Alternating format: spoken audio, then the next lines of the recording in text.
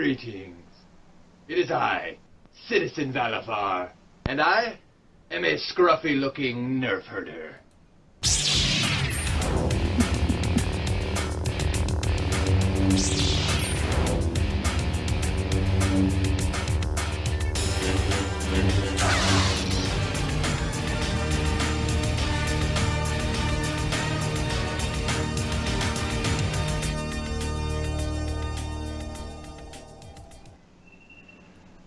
Hey, it's finally off the loop. I mean, it's a cool video. I'm glad we got a new one. No, I did it because Facebook is YouTube is saying that it wasn't live yet, and so I wanted to make sure that we started it when it was live. So if you saw two of them, congratulations, you got the bonus. I like the pink lightsaber. That's nice. Yeah, I'm pretty jealous that he has one. I mean, my sister does too, so that's cool. Dicks. Hey, I'm being serious. That autonomous voice you guys were hearing, that's our special guest. Who's our special guest today? I don't know. Do we have a special guest? I couldn't hear him. Not on my end. I mean, not special, but we have a guest. It's special. Patrick! Yay! Yay! He's a special guest. I'm a special guest. Thank you. I'm a special guest. So Cameron, you gonna do the intro? Yeah. Welcome to the Infernal Brotherhood of the Scruffy Looking Nerf Herders. This is your bi-monthly, whatever. It's a fucking vidcast. Watch us. It's fun sometimes. Oh man. When we can get it to work. Yeah, it's always. We've been having a lot of video/audio issues as of recently. This one's my bad, so I apologize. It's his fault. It's all my fault. It's always his fault. No, last one, that was all on Adam. So that was not me. Hi, Patrick. Hi, how's it going? Pretty good. Thank you so much for coming on the show. Anytime. As long as you keep paying me, I'll keep showing up. Sweet. I'm glad we have this type of arrangement. It makes it a lot easier. It does. That makes you my whore, right? Like, if I'm paying you, then since I'm not getting paid, do I get a watch? Yeah. Okay, cool. Yeah. You just have to say you just have to say what a lovely tea party at the end. What a lovely tea party. All right, so today we have gathered together on this solemn occasion to talk about Star Wars Rebels. Now, this has officially ended. 4 seasons. It was the first Disney cartoon animated series since LucasArts was bought from Lucasfilms was bought by Disney. So Dave Filoni, who was in charge of the Clone Wars, and he also produced Avatar: The Last Airbender, which was freaking amazing. Cartoon for Nickelodeon. I don't watch that nerdy shit. Oh, dude, it was great. It was so. Was it? All right. You guys have to watch it. It's amazing. Anyway, we're gonna go over like our favorite moments, our least favorite moments, sort of the story arc that happened, the point of the series.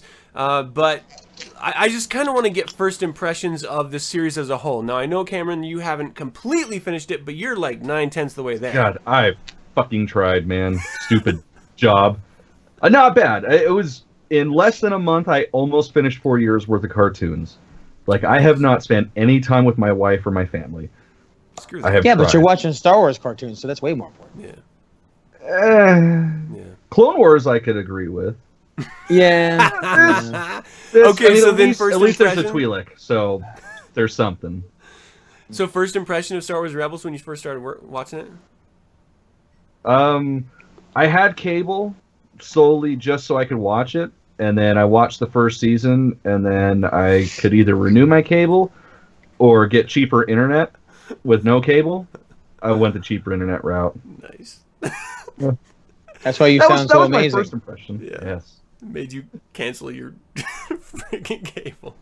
All right, Patrick, what did you think when you first started watching it? Well, when I first started watching Rebels, my whole thing was like, I don't understand how they can get this correct, but they fuck up The Force Awakens. I don't understand how this feels like Star Wars on a whole nother level, and then we got that turd. So that's just where I'm at. Like, I was like, this is pretty dope. Like, I just really like the how they put everybody together. I enjoyed how Zeb is actually the original concept for Han Solo. Yeah. I really enjoyed how they brought a lot of the for Chewbacca. No, he's actually for Han Solo. Zeb, the creature, that was Chewbacca. Dude. Yep. Nope, that was Han Solo. I'm gonna call you. All right. Well, all right. We'll comment on that one then. You do the research, and I'll make an apology later. But I really enjoyed how they did it, and I enjoyed how Chopper was. I have a Chopper tattoo on my arm because I really enjoyed Chopper. Did you really? So, yeah. How long have you had that? I had that since first season. Did you just get that for this show? No. Let me see that. Is that new for this show? All right, take your thumb, lick it, and then try to rub it off. I think that shit is pen. No, what did you like about Chopper that made you want to take that leap of a tattoo?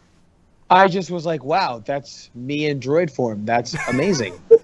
I really identify with this little asshole droid, especially when he celebrates and his arms come out of his head. And he goes, bah, bah, bah.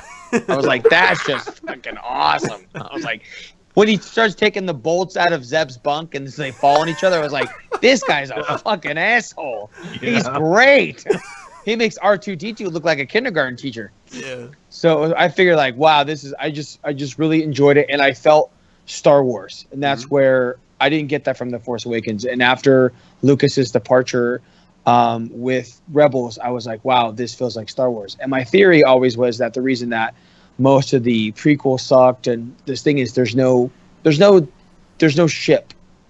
People don't understand. The Millennium Falcon is such a key point of the whole story. It takes everybody on their heroes' journeys. It drops them off, but it always picks them back up. And the ghosts serve the same purpose in Rebels, where Force Awakens, Last Jedi barely had the Millennium Falcon in it. And that's why I think it was a pivotal thing to bring the characters together. And I think the way Dave Filoni tells stories is just awesome. Even though the intro to Aladdin, where he's jumping on the buildings and stealing the fruit, is the exact same thing in the first episode of Rebels. Disney dick fingers. If it works, it works. Yeah. It works, right? Yeah. So I mean, but I do like what Dave Filoni did in trying to bring the Force Unleashed into Rebels, which I thought was great. The Force Unleashed. We're gonna dive into that more. I'm gonna leave that as a teaser for a second. Okay. All right. Because there's a lot of speculation with that, and some of it we'll talk about in a second. I'm excited to hear it. Yeah, I'm going to give you my sort of initial impressions of the seasons. I started watching it because I wanted to watch a Star Wars movie or a Star Wars cartoon with my kids. We watched Clone Wars, and so it just made logical extension that we'd watch the new one that Filoni was heading up, since Clone Wars was cut off before it was allowed to finish because of the purchase of LucasArts. Or Lucasfilms. So I was really excited to see this new one. The first season I was not impressed with, but I held on because I wanted it to be much better.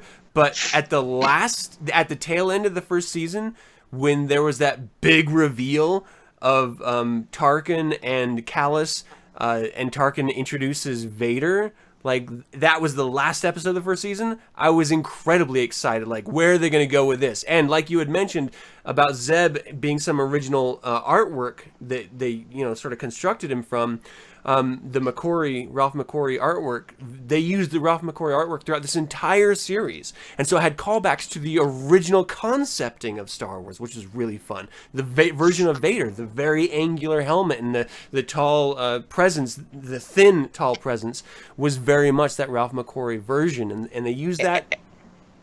And the Ralph McQuarrie version of the Mandalorians as well, I thought was impressive. I mean, it was all just really, really good. And even the droids, they did a bunch of callbacks to that. So I was really excited about the art direction. I was really excited by that tease at the end of the first season. But at that point, when they did that, I was like, oh, well, where do you go? Once Vader's involved, they're dead.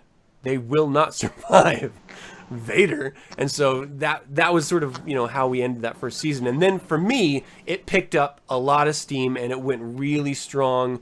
It ebbed and flowed, but I had fun throughout the time of watching the season from there. So before we get into the theories and stuff, let's do our favorite moments. And I've got some video clips of these favorite moments. So Patrick, what was your each of us gave 2 favorite moments. What was your first of the 2 favorite moments? My first favorite moment, my first favorite moment was the reveal of the first Inquisitor. I thought that was pretty awesome. I was like, wow, this is going to be dope. And I thought he was just on point with his design. We're going to turn this on in the background. Okay. So we can have this first reveal. So what was great about this character for you? You know, it was just like we didn't set up this scene. Hold on. Keep talking, sorry. All right, so my favorite is like when you first see the Inquisitor and how he's you know, I don't know, it just made me just like finally some more Sith because we missed out on so much from The Force Awakens. Mm-hmm. And I think there was like a lull in the Sith and how Palpatine always bended the rules and had apprentices that weren't necessarily apprentices or Sith acolytes to kind of do his bidding, give them a little bit of Force training, but never make them a full apprentice. Yeah. And I think that the Inquisitor was like one of his tools, his weapons to root out the Jedi. And because Vader was off doing like a lot of important Vader type stuff, so I'm sure that if it was a real Jedi, I'm sure they would send the man important Vader stuff.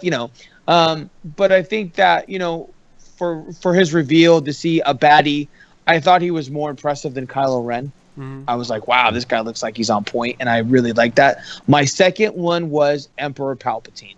When they reintroduced him into the series, I was like, fuck yeah. So I really enjoyed that. He's my favorite character of all time in Star Wars, so to see anything with the original actor doing the voice is just, I'm glued. I'll watch whatever you. Well, I didn't have that one because that's not what you told me. Damn it! You told me when Darth Maul blinded Kanan. Oh yes, Darth Maul blinded Kanan. I'm sorry. Sweet. Yeah, I thought you meant in addition to those. Yeah, yeah. When Darth Maul blinded Kanan, I was just like, that's when it hit me for the theory that I presented you. Mm-hmm. That's where it was kind of like, oh man, and it was almost exactly like how it was in the game when Maul blinds him. And that's what I was like. Wow, this is pretty dope. And Darth Maul is still one of my favorites as well too. And they have him reintroduced in Rebels, I think was genius. But when he gets his eyesight, and that's just like, it was just really cool. And I was like, oh man, now it's gonna happen. Now his master's blinded. Ezra's gonna turn to the dark side. Maul will be his master. And I was like, wow, it's gonna be interesting to see how this character arc works. But how they worked everything out, I thought it was awesome. Yeah, it's interesting that they introduced consequences. Like, most shows don't really have that when it's like a Disney cartoon or traditional Star Wars stuff. You don't see long-lasting consequences. You don't see people die very often unless they're a clone. And so it was nice to see, like, a main character get blinded for the rest of the series. I don't know. Yeah, what did you guys think of the helicopter lightsabers the Inquisitors had? I fucking hate those things. I think they are stupid and fucking pointless, and if they can't fly on their own, like from their powers, they shouldn't be able to fly. God damn it! It's so weird that a lightsaber spinning would make you fly. Why didn't Grievous fly? Yeah. It was a toy thing. That's what it was. It was a way to sell some fucking toys. Yeah. Hey, you know what? And some of us have those fucking toys. I hate them, but I fucking own them. Yeah. So no, I hear what you mean. It was a way to get toys. It's something cool. You know how Disney's got to do stuff. I've worked for Disney before, and it just sucks. So they do things like that just to make money. Sucks. It does. I worked for Disney on Ice for almost 3 years as a spotlight director for Disney on Ice, and they had like Buzz Lightyear swords.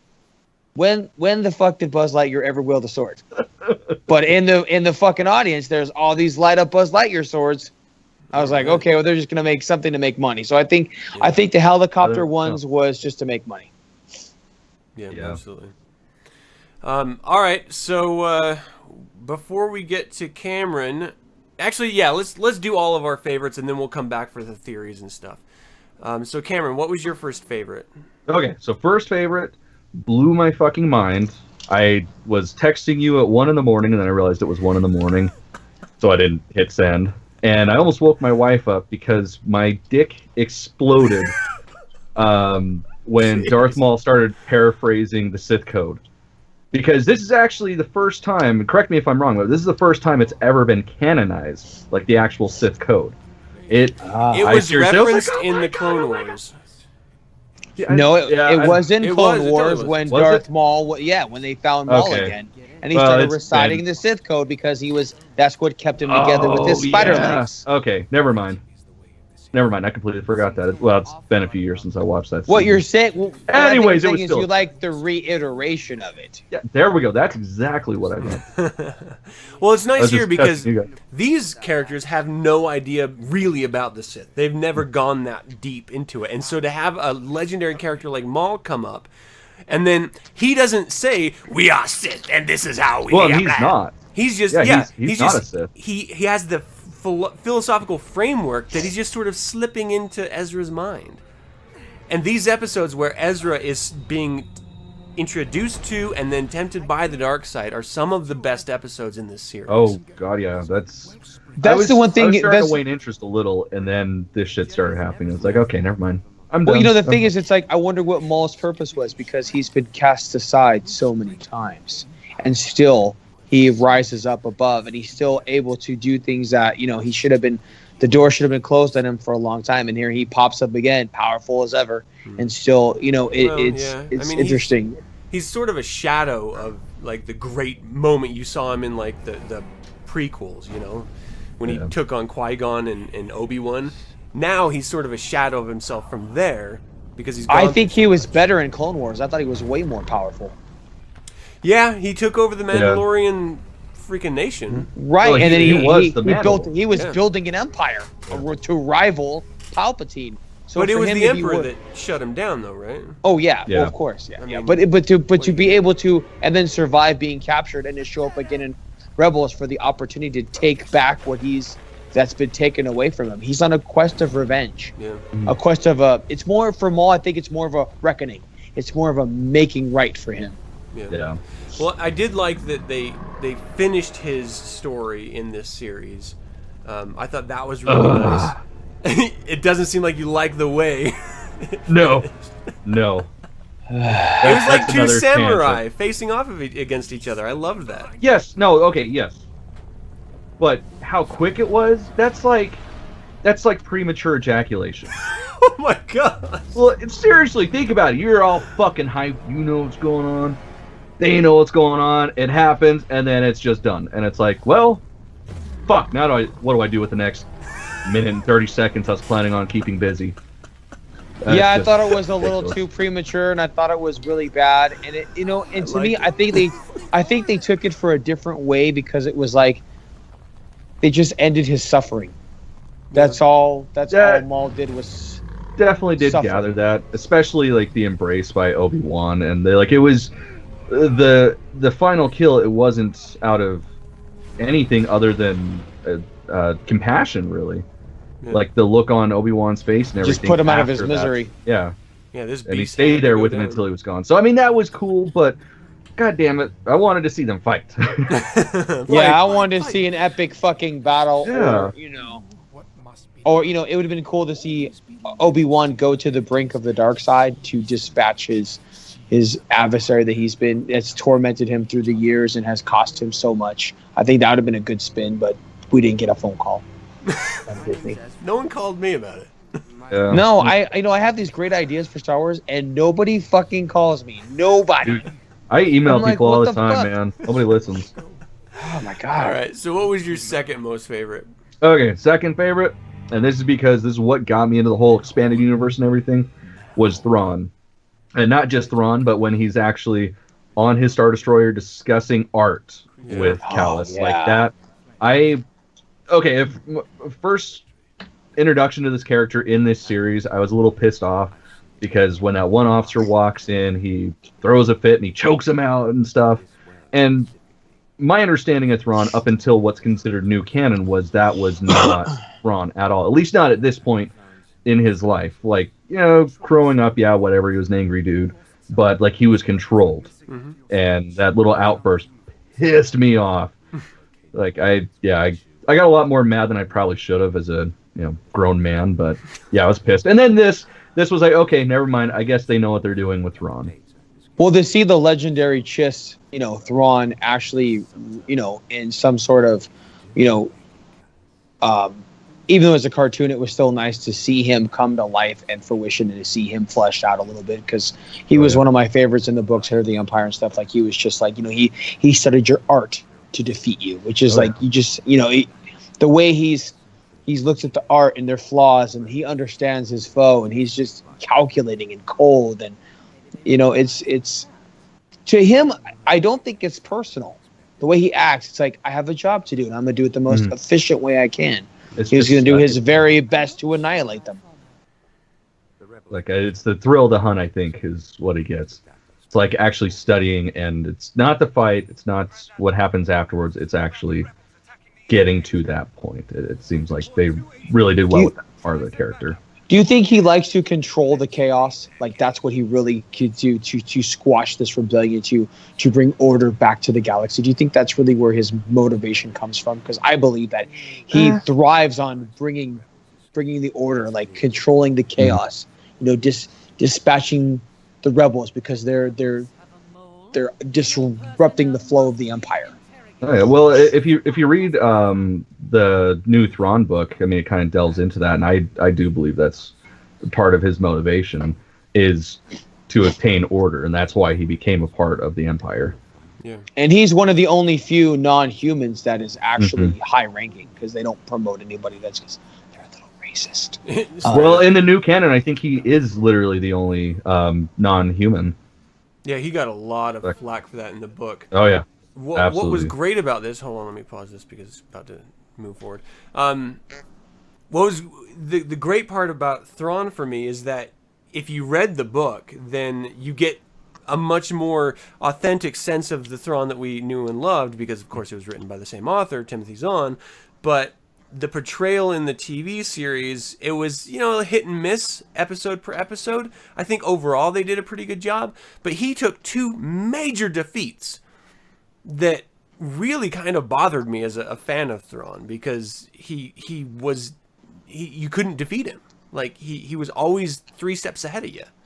And so it bothered me that when they brought in the Bendu, that he was immediately just defeated and the rebels got away. And then at the very end, when Ezra brought in the whales, the hyperspace whales, that he was defeated again. I was just like, well, he's not really 3 steps ahead. Like, he knows that these... I mean, how would you know about space whales? But point being, like, he's always 3 steps ahead as the character. That's why he's such a threat. If he could be defeated by a little boy and his space whales, how the fuck did he get to the point of owning his own like Star Destroyer?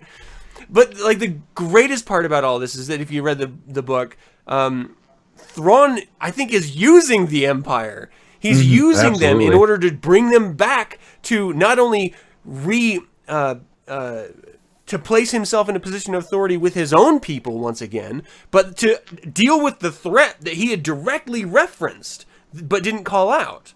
So there is something in the Outer Rim that is such a threat to the Chiss Ascendancy that he wanted to strike first, and they all refused, and then they sort of ostracized him. Now he's going to try to use the Empire to go deal with that threat.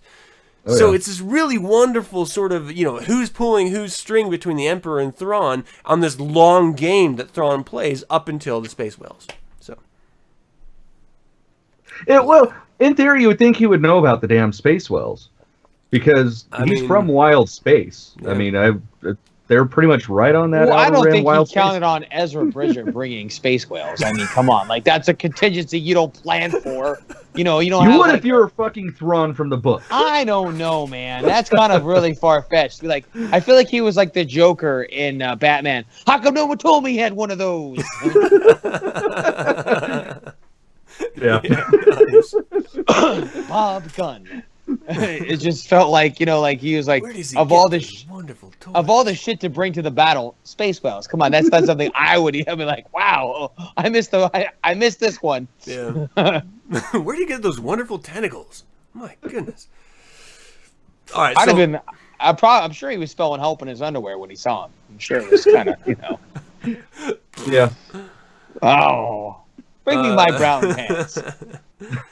So there was 2 points that I really thought were just completely great about this series. And I'd already spoken to one, and that's the reveal of Darth Vader being an element of it. And I liked how they handled Darth Vader in this, and that they introduced him to immediately quell a situation, and he does that to a point, but then he's pulled off on his own little whatevers. He comes back and then deals with my second favorite in just a second. So we were first introduced to him in that episode, and that was Fire Across the Galaxy. And then we have the Siege of Lothal, where we actually see him like kick some ass. Yeah. Which I just love this so much. That view, that look of him just like that Rogue One outside lighting the lightsaber with the silhouette and just the breathing. It's just, you just know that's your ass. Yeah. You know you're done. And they got James Earl fucking Jones. Oh, come on. So good. Yeah. You will live longer than most. It's just, it's interesting to see how, like, you know what, for Kanan to go against, you know, to even survive something like that is a testament to Ezra and Kanan as well. I mean, they went toe to toe with the man himself. And they lived to talk about it, and they didn't lose a limb. Well, yeah. Well, it's crazy too to think about it, because Kanan's he never really truly got to full Jedi Knight status. Yeah. And Ezra is the apprentice of somebody that's not a full Jedi Knight. So the idea that they made it through that, I knew they wouldn't die, but I was hoping. Well, no, of course not. They're not going to kill him in a cartoon. I mean, that's okay. Well, especially at the end of the first season. This like the Siege of Lothal was a 2-episode movie they released between season 1 and 2 to set up season 2. So of course they couldn't kill the main ones, but they did want to point out how much of a powerhouse Vader was, that he could not only single-handedly defeat every one of these rebels, but he could also survive like 2 walkers falling on his ass and still drop down, you know, these rebels at the same time. So he didn't end up killing them, but I think in the end he got the information he needed to know on sizing them up, realizing what kind of a threat they were, and just letting his presence be known. Like, you know what? I think my Inquisitors can deal with these punks. Yeah, I dealt firsthand with these rebels. I think you brothers can handle it. Yeah. The Sith brothers and sisters. I think that's kind of the thing.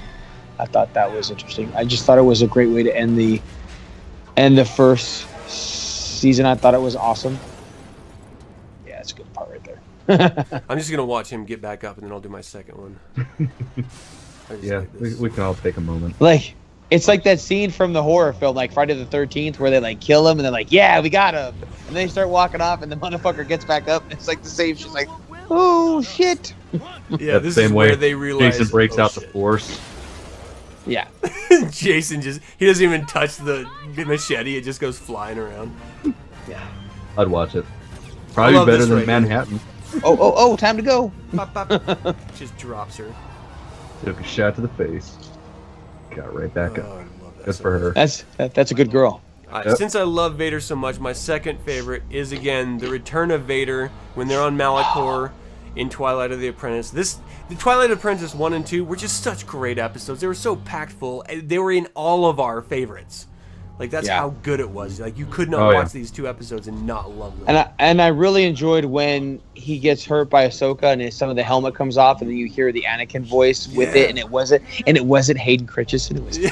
It was the Clone Wars Anakin guy. It was so good. That was perfect. He had an eyebrow though. That was weird. That should have been burned off. I don't fear. Was it an eyebrow on there? Yeah, there was an eyebrow on there. He had a straight up like fucking Magnum PI eyebrow. Well, you know, and here's something else too that we don't really know about is like how many battles has Vader gotten fucked up in? Yeah. You know, and this is like, you know, for, you know, when we see him at the end of, you know, Return of the Jedi and they take the helmet off, you know, we don't know what he's been through to get even to this point. Yeah. I mean, it's 20 years. So, I mean, I'm sure that he has seen some shit. I'm sure he's been through some stuff, and I'm sure he's had more damage to the suit than, you know, that we're aware of, or how much he's gotten hurt before, or, you know, he's just a glutton for punishment. You know, he's just like, you know, he's more machine than man. Well, it is kind of weird because if you think about it, like, he didn't have any hair at the end of Revenge. No. Like, he lost everything. Like, everything was a burnt mess, so it is kind of weird that he had an eyebrow. Maybe he went to a tattoo artist and had it tattooed on. Like a tattooed eyebrow. He's Fair like, enough. I want people to know when I'm surprised. Yes. Like, in case my mask gets cut open, I wanted them to see my eyebrow move. I'm always surprised. Hey, you must have seen the same guy I saw. It would have been better if it was like a Latina eyebrow, like it's like big super like pointy. Yeah, like a Groucho Marx style. You know what I mean? That would have been awesome. Oh, this scene is so good, especially when he fights. Great. I have a question for you. Do you guys know how she got her white lightsabers? Ah, okay. When you purify a Sith crystal, it turns white. Huh. So her lightsabers are from purified Sith crystals. I did not Yeah. know that. Yeah, there you go. There you go. That's It's for you guys. a synth kyber? It's a Sith kyber crystal. Well, they that's don't it, have like the synthetic crystals in this one. Well, see, that's like what I'm wondering in the about. new one, in order to get a Sith, like you have to like bleed Oh, the yeah, actual you have- Jedi. yeah. You have to okay, bleed I- it. Yeah. Now the one that Luke made was he made a synthetic one in a crystal using Palpatine's design to make a kyber crystal. So he poured in the good side, and that's why he's got that emerald green one. But when you purify a Sith crystal, it turns white, and that's why Ahsoka has the white lightsabers. Gotcha. So, little fun I fact thought it for was you just there. because she was like, I'm not a Jedi anymore. Fuck these guys. Well, she's like one of the she's a gray Jedi. She's not, she walks the path of the That's one middle. Of, which that was one of those things that they brought into this, but they never really explored anywhere else. The idea of the Grey Jedi, which I thought was That's interesting. fine. I don't really like Great that. pansies. I don't like it. I like fucking Sith, and I like good guys to be good guys and bad guys to be bad guys. I don't want them crossing lines. I like evil Sith, Marker Ragnos, Naga Shadow, those kind of guys. I don't want to see macaroni out of my mashed potatoes. I'm a gray Jedi. I'm gonna walk the line. I'm not gonna commit to anything. That's like being chaotic neutral. It's just kind of come on, man. Fucking D&D. You don't necessarily have to be on the hard side or the hard end of either side, but yeah, fucking choose something. Okay, so Pick us. let's talk about this really quick right here, because this ended this show, but it also ended the arc of the apprentice, Ahsoka Tano, for Anakin Skywalker. This was a perfect ending to what would have been this really wonderful character arc that we knew. And then Dave Filoni just could not let his creation die, and so he brought back Ahsoka Tano. So let's go to our least favorite moments, because this is a bridge for me. This drives me crazy. I don't have any photos. I didn't collect any information from you guys. The one where they're in that weird dimension and they're like running around and the shit. world between worlds, the time travel. Oh device. yeah, the wolves like make a circle and you go through the wall. Yeah, that was Yeah, All right, so didn't Patrick- make it to that one. You didn't watch the world between worlds? No, I started it right man. before we Oh man. got to this. Ezra Bridger finally mine. Okay, that's one other thing. Like, oh my god, Palpatine looks young. What the fuck is No, up that with was that? that was Well, an he's image. projecting himself. Okay, so Projecting that was himself. just okay. All right, just making sure because it looked like it was a hollow. I'm like, what the fuck? He was This is projecting an after- He's trying image to be of that that. grandfatherly That character. makes If you're sense gonna then. try to like convince the kid to do something, you're not gonna come out and like Freddy testicle head. Krueger. You're gonna want, you're gonna want to look a I'd little. go. Use my training. I And have beg a you. cookie. Welcome to the dark side. I'd be Okay, sold. Patrick, what was your least Yeah. favorite of the series? I think my least favorite in the series for the entire show. You know what? I just didn't like the Darth Maul thing was one of my least favorites in the whole Really? thing. Like how he died. I was like really disappointed in that. Oh, wow. Super disappointed. I just thought the show could have done a little more in some areas, and I don't know, man. I think there was a lot of opportunity that was missed. What I didn't like is the Wendu. I The just thought it Bendu, didn't yeah. make. Yeah, I just thought that didn't make sense. It's like, well, how come he's not showing Kanan some cool shit or Ezra some cool stuff? Like if he's before there were Jedi and Sith, he's the Wendu. Like, why is he just like? I don't know. I just thought it didn't make sense. It just kind of made everything kind of stale. It seems like the show couldn't really find its way. It's like they tried, but each season is so irrelevant to the first season almost. I mean, it makes leaps and bounds in certain areas that it shouldn't. They were trying to cram as much as they could in because I knew Disney was going to cancel it, not because it wasn't successful, because that's what Disney does. Well, there's only so much time you can have happen before Rogue One, you know? You know what? That's another thing, too. They didn't link that with that as well. I think that should have been something, because the Ghost does appear in Rogue One, and so does Chopper, and they do Paige, General Sedulo, which is Hera, and they had... I thought they would have at least had it where it kind of ended on that battle for Rogue One. That would have really tied it all together. I think that would have been a nice little package for us, but we didn't get any of that. Yeah. Well, their entire idea was that, you know, it starts on Lothal. They wanted to... Filoni wanted to end on Lothal. Like, the whole wrapper is they'd go off and do things, but they were always pulled back to Lothal. There was always... Because this was always Ezra Bridger's story... They wanted to make sure that that connection between him and that planet and the... Am I boring you?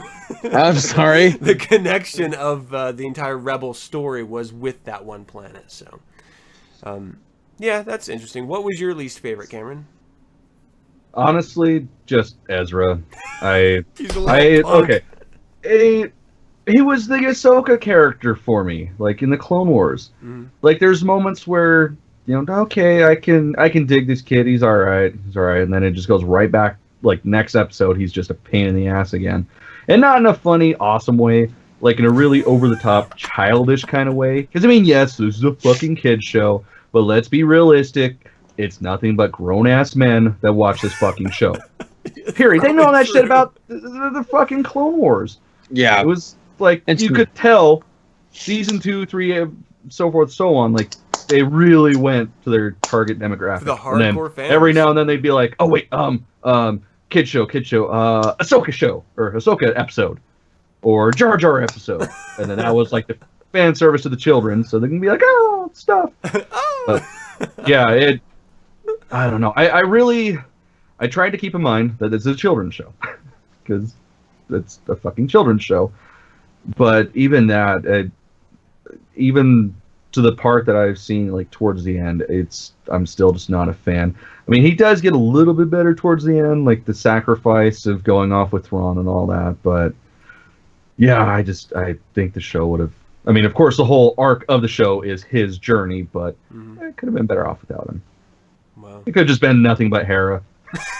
I'd been okay with that. It would have been like a Firefly type show where it was all about the ship, going to different places, experiencing different things. I would have fucking loved that. Yeah. That's what you mean. Like, they get into like rebel adventures and try to recruit, people to join the rebellion and try to do things and fuck up the Empire. Kind of like Dukes of Hazzard meets Star Wars. Yeah. Have good old boys. Have an Inquisitor that's kind of like that we get Does that mean we get Hera and Daisy Dukes? Mm-hmm. That'd be cool. Yes, no. please. We get her in a slave outfit. Yeah. Oh, jeez. I think something bumped into my undercarriage. My pleasure yacht just took off. I don't want to get off topic, but I just watched the movie Dukes of Hazzard. I've never seen that. Dude, it's hilarious. All right, well, let's get back to Star Wars here, because we don't have a whole bunch of time left here. All right. My least favorite was Thrawn getting his ass kicked over and over again. Like, it was only twice, but it still bothered me. And then the introduction to time travel, I don't care how limited they presented it, from that moment on, there are no longer consequences. They had this really wonderful way of wrapping up Ahsoka Tano's story, and then they just reneged it. Now you can just go into the world between worlds and just fix anything. No, Luke you can can't be do alive. that anymore. They can't do that anymore because they closed it. Just that one portal, but you saw that there was tons of others. I mean, that's true. It just drives me nuts that now this is just going to be hanging out there for Filoni or any other shitty director to use. It's called it's called a plot device. Yeah, it sucks. It fucking sucks. I'm so upset that it even existed in the first place, just so he could save his stupid fucking character. Just let her die a heroic death so that there's real consequence. If you remove all consequence, there's no reason to watch it because there's no drama. There's no interest. You could literally go back and save Vader. Or just kill Luke, pull him out of the situation so Vader just lives forever. So you could go back and interfere and make sure he doesn't get put in the suit in the first place? Yeah, you could literally do anything because that's exactly what they did with Ahsoka Tano. They prevented her from Vader killing her. So, like, if there's no consequences, then there's no reason for any of this shit to happen. And suddenly now we're back in Star Trek or other stupid time travel. I think it was just a way to end the series. I think they were running out of ideas, to be honest. I think because Disney have their new show that they're going to launch here really soon. And I think that was just Disney wanted to put out some kind of cartoon to sell some toys to pay that, $8 billion bill they have to give to Lucas. Yeah. So let me ask you guys real quick here. What do you think that the Star Wars Rebels brought to the Star Wars canon, to the world of the universe of Star Wars? Good or bad, what do you think the signature is going to be from this series on to moving forward? Patrick, what do you think? I think that it brought a lot of closure to a lot of things. Maul. I mean, Lothal, Kanan. I mean, it brought a lot of closure to a lot of the old stuff, and it just introduced things in a new way. I don't really think it really added anything really to canon. I think it just continued a little bit of the story and kind of closed some things up. I don't think it was really meant to bridge. I thought it was going to be a bridge to New Hope or Rogue One, and it wasn't. I thought it would be, because Lucas likes to do things in Disney where they have their names, like Ezra Bridger. I thought it was going to bridge the gap. That was completely a mistake on my part. So I just thought. Yeah, I thought they were going to bridge those gaps and have those things doing it, and I think that would have been good. So I think that would have been a good thing, but that did not happen. So, yeah, I just thought there was a lot more things that they could have done to make it a little bit more tying into, have this start the Rebels, have this be more of a introduction into Rogue One, start leading the series into that aspect, so that we have this nice flow between 1, 2, 3. Rebels, Rogue One, New Hope, all the way up until Return of the Jedi. We're not going to go into those other movies. We don't have time for that.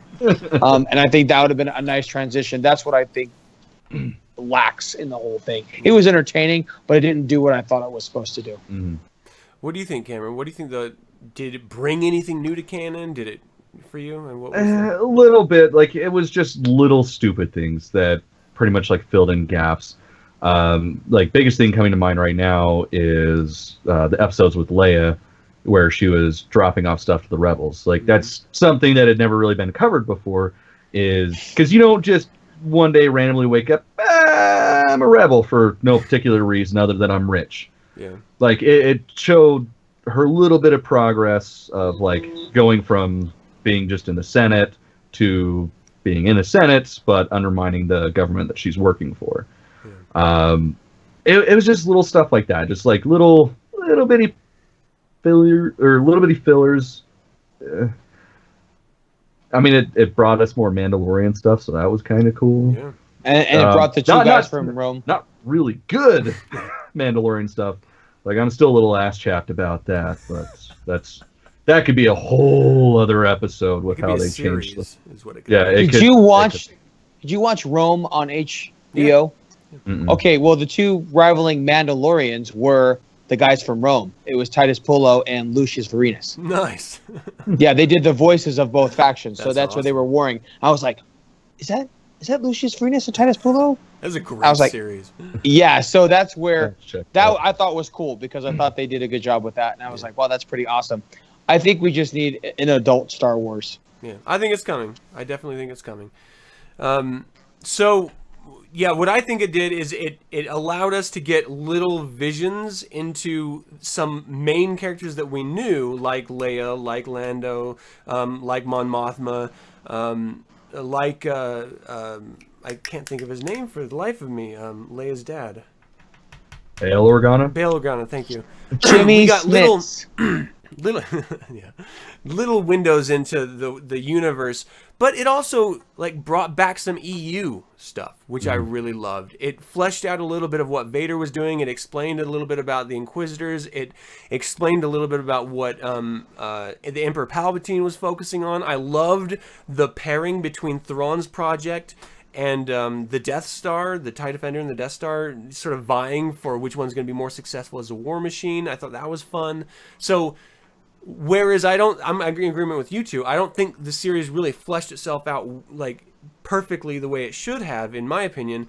it did have little moments in it that made me think that, okay, this is Star Wars. This is filling up some really wonderful gaps and pulling in some things that we love, so that they didn't just cut it all loose. And that's what made me keep tuning in. Is these little, the callbacks to the Clone Wars that were constant, the callbacks to the EU, which were really these wonderful little dusting of cherries every once in a while. I mean, it was just fun. It was nice. Even if the core group of the Ghost and the Rebel crew were kind of stupid most of the time, I did have a good time. Face. Yeah. Okay, so I want to talk a little bit about theories here, Patrick, because you had some interesting ones here I want to go over. Yes, I want to hear this. Let's go back here. Hold on, I'm going to pull this up. Okay. So my theory is Dave Filoni gave us a little Force Unleashed in this whole thing. That's what... Okay, right there. Okay. So you look at the two of them and you could say, all right, an apprentice, another apprentice. People love The Secret Apprentice. People love The Force Unleashed. Like, that's probably one of the best Star Wars games, hands down, people can say. So absolutely. So you look at the similarities even between their costume design. It's very similar. So they took the elements of what people love the most, which I like, and they try to introduce them in a new way, because we all know that The Force Unleashed will never, ever be canon. Yeah. So that's where they just introduce like the things that people love. And if you look at how, Kanan is exactly the same as Kodo. They're identical. You look at the two side by side, you're like, that's the younger version of Kodo. Oh yeah, and especially I didn't do this side by side. So this is another one of the Apprentice, which I just thought was really perfect to Ezra. Yeah. That's. I mean, it's right on the money there. He took it and he was like, look, this is what we're gonna do. So he took the elements that we loved a lot, which I thought was fantastic, and I was like, wow, this really looks like The Force Unleashed. Kodo, exactly. Yeah, that looks exactly the Rogue Crew. Right, and Kodo is exactly like Kanan. He even loses his eyesight. Yeah. Through a lightsaber. So it's that's still what makes it better. Yeah, so that's exactly, and he's still Ezra's apprentice. He's able to do stuff. He was a drunkard when he first met him, right? That's correct. Mm-hmm. Well, in the after his eyesight was taken away, he was a drunkard. So it's interesting to see how they brought a lot of those elements into it, and especially if you look at the relationship between Hera and Kanan. That's almost the same relationship that the Apprentice had with Juno Eclipse. Yeah, it's interesting. A pilot, a ship. There's this interest in each other that they don't talk about, but then it develops, and I think that's kind of the same way too. So Dave, I think, was giving us a lot of The Force Unleashed, and Ezra did kind of start the rebellion on Lothal, where we got our rebellion from the Apprentice fleshing out, who the leaders of the rebellion were. Yeah. And you can even go back a little bit too. Even his house crest that's the Rebel Alliance logo. Right, and then you look at the Inquisitor, and you take the Inquisitor, and you take the Sith Stalker armor without the helmet. That's the same character design, almost identical. So it makes me just go, okay, you gave us a little bit of what people loved. He did it in a really interesting way, and I thought it was good that he pulled those elements. I still can't get over that shot. That's perfect. Like that's, yeah, it's what it is, and I think that he really liked that story, and I think that he made it sing and pop really well. I think that he introduced that in a nice way, but it's totally what that was, and I just felt like when I watched it, I was like, oh, we can't have The Force Unleashed, but he's going to give us kind of The Force Unleashed, give us some of those elements. So do you guys, I want to ask you, because we see them pulling so much from EU and so much from other existing sources already. Are you upset that there weren't enough original ideas? Like one of the original ideas was the Bendu, and that seemed to sort of chaff you guys a little bit. Bendu didn't bother me at all. It didn't bother me, but they didn't do anything. They didn't do anything with it. Like, there's a whole nother thing where he could have been showing Kanan and Ezra a lot of ways to help them defeat their enemies, the Sith. And I think I would have liked to have seen an end-all battle between Palpatine, Vader, Ezra, and Kanan and the Wendu and have an epic fucking battle where they destroy them in epic fashion. And I think that would have been like, okay, they sacrificed themselves for the rebellion. I thought that would have been ridiculous. Well, see, I can understand. I can understand why the Bendu didn't do more. Why he didn't try to teach them how to do the Sith. I mean, that was the whole point. Was he was walking where his path, which was right dead center. But they could have fleshed out more. Like, explained his fucking story. Explained where he started, where he came from, how he came to being. That was my only bitch fit with the Bendu. The Wendu is originally what the Jedi were called in Lucas's original screenplay. Well, those were the Wills. Right. No. They was called the Vendu. I think it was the Journal of Wills. It was against the Vendu and something else. It was the Journal of Wills. Those were the books in the what was it? The Last Herd. That was the Journal of Wills. I do know that like the Wills were like the recorders it's actually of time and everything. The original screenplay was written from the Journal of Wills. Right.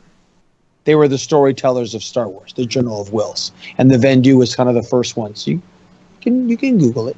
You have to check that out. Phone's over there though. There's too much effort. So was there anything else that was brought out that was new, just original to this series that you guys can think of that you liked or didn't like? The hyperspace wells, that was new. That was very new, dude. That was very new. Do you think that's what Han Solo in the trailer is flying next to? Possibly. That would be cool. That would be pretty dope to see that in live action. I mean, obviously, they're not live action, but to have them a lot crisper and stuff, that'd be pretty cool. I mean, he's got some tentacle monsters in space. Who knows what it is, but... But that's kind of the Star Wars formula. You got to have some space, you got to have some kind of monster, and then you got to have, some kind of, it's pithy quick. I'm starting to think that they're kind of developing a Star Wars formula. We got to have some space monsters. We got to have some of this. We got to have some of that. And now you have a Star Wars film. So I think that's what they're trying to do. I think, I'm sold. Yeah. So what were you going to say, Cameron? I don't remember. Oh. So, for me, whatever new that it brought it just paled in comparison to everything that they brought back or further explored and explained that was within canon. Whenever there was a Sith present, whenever there was Sith lore present, I was fixed. I was super excited, and I love the way that they introduced and maintained what Clone Wars introduced of Emperor Palpatine's Sith alchemy use of the dark side of the Force. Right, and when so much awesome. And then when Maul went back to his home planet and he got more into Mother Talia and his mother again. That was great. Yeah, that was really sweet seeing everybody get possessed. Yeah, I thought that was amazing. Really cool. And I was like, that's one of the things I miss about the Clone Wars was like there's so many different versions of the Force and what different planets' version was. If you guys ever played the WoW version of Star Wars, how the one planet, the Voss, they were Force adepts. They didn't call it the Force. They called it something else. Mm-hmm. So I think it's interesting how different cultures have their version of the Force and their perversions of it. And I thought that was an interesting take on that. I just didn't see a lot of it in Rebels, which would have been cool. Yeah. I think, honestly, if they had as much airtime as with the Clone Wars, I think they more than likely would have delved in a little bit more with stuff, but it also makes sense why they didn't. Yeah. Well, do you think that this series, the way it ended, because it was a very soft ending, was just a layup for the next series that's going to be after episode 9? I hope so. I really do, because it doesn't seem like they're going to mention any of this shit in the last of this coming trilogy. That'd be terrible if they just dumped all of the Rebels lore into it. I don't know, man. Worse than The Last Jedi, though? No. I mean, at least we would have Grand Admiral Thrawn. Live action. I just have one question. What happened to the Knights of Ren? I don't want to get on that. I get upset. Nope. That's not. I just finished the fucking audiobook, the extended or expanded version. Oh my god. I wanted to put a hole in the fucking wall as soon as that was over. Super expanded. So I mean, it was. There was a lot extra shit I don't in there. think it was a bunch. It wasn't a bunch of worthwhile stuff. No, it was all nonsense. Yeah. Like that whole chapter about the fucking priestesses that live on the fucking island. I didn't need that. Yeah, I think it's just I don't know. Disney put its dick fingers into it and it just fucked it up. That's what I think. So are you guys looking forward to close the discussion out, because we're hitting our time wall here? Are you guys looking forward to the next series, the animated series that Dave Filoni, who's did the Clone Wars and did Rebels, that he's producing? Yes, I am. Yeah, I'm interested in watching it. I wish Dave Filoni would do a live action. I think he would really kill it. I think he would really bring it. But I'm curious as to what happens next. I'm excited to see what happens for Dave Filoni. Okay. Yeah. All right. It's Star Wars. I hate to say it, but I'll fucking watch it, whatever the fuck it is. Yep, I got to get my fix. I don't care. Take my fucking money. I'm ready. I'm not happy, but I'm ready. Yeah. All right, well, that's going to be the show. Thank you guys for tuning in. If you like Star Wars Rebels, if you agreed with us or you didn't agree with us, let us know in the comments, and let's start a YouTube comment war over what you think or what you don't. That is, of course, assuming anyone watches this fucking show ever anyway. Which doesn't seem to be the case. It's ever growing and ever popular. Yeah. Oh, yeah. One Everybody loves year. One more person every year. All right, well, Cameron, where can they send their videos if they want to send us the video, like Valafar did at the very top of the show, saying that they are a Scruffy Looking Nerf Herder? Well, Adam, the email address is theinfernalbrotherhood@gmail.com. Yes. I highly recommend everyone do it because it's fun and it's stupid and it's fun. And we love seeing them. That was awesome. That's the first time I got to see that one. That was it awesome. made my night. I was sitting on that for a little while. Well, I want to say that I'm Patrick and I'm a Scruffy Looking Nerf Herder. Yes, you are.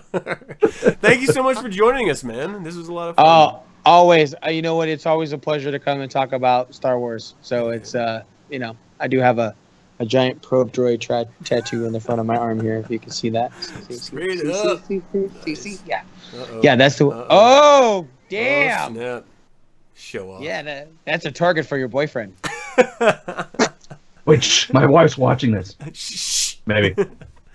All right, everyone. Until we can speak with you again, may the Force be with you. Bye, guys. Yeah, bye-bye.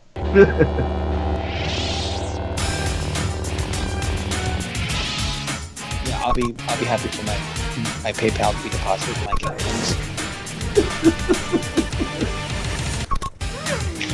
What's up, Princess Moon? Princess Moon.